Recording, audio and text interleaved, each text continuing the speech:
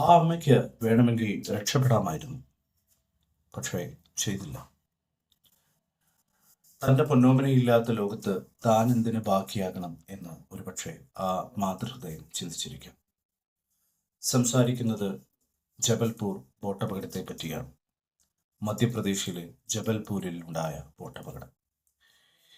ഏറെ ഞെട്ടലോടെയാണ് ഞാൻ ഈ വാർത്ത വായിക്കുന്നതും ഇതിനെപ്പറ്റി അറിയുന്നതും. ഈ അമ്മയും കുഞ്ഞുമടക്കം 9 പേരാണ് നമ്മളെ വിട്ട് ഈ ബോട്ട് അപകടത്തിൽ പെട്ട് പൊലിഞ്ഞു പോയത്. രക്ഷാപ്രവർത്തനത്തിനിടെ കണ്ട കാഴ്ച ലോകത്തെ മുഴുവൻ കണ്ണീരഴ്ത്തി. തൻ്റെ ജീവൻ പോയിട്ടും തൻ്റെ പൊന്നോമനയായ തൻ്റെ മകനെ പൊതിഞ്ഞു പിടിച്ചിരിക്കുന്ന ഒരു അമ്മ.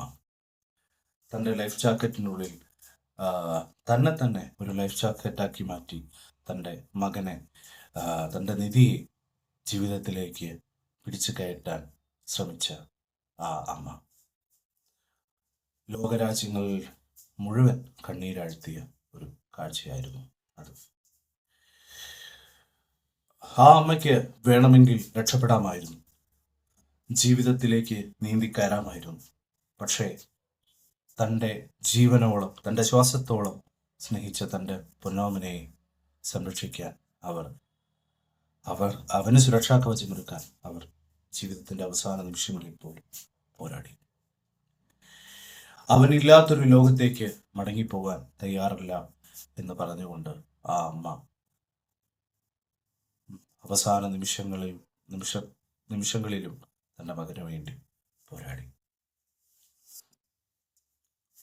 വിധിക്ക് വിട്ടുകൊടുക്കാത്ത ആ പോരാട്ടം പക്ഷേ ഫലമുണ്ടായില്ല. മരണത്തിൻ്റെ തണുപ്പിലും ആ പിഞ്ചോമനയ്ക്ക് തൻ്റെ അമ്മയുടെ നെഞ്ചിലെ ചൂട് ധൈര്യം പകർന്നേക്കാം.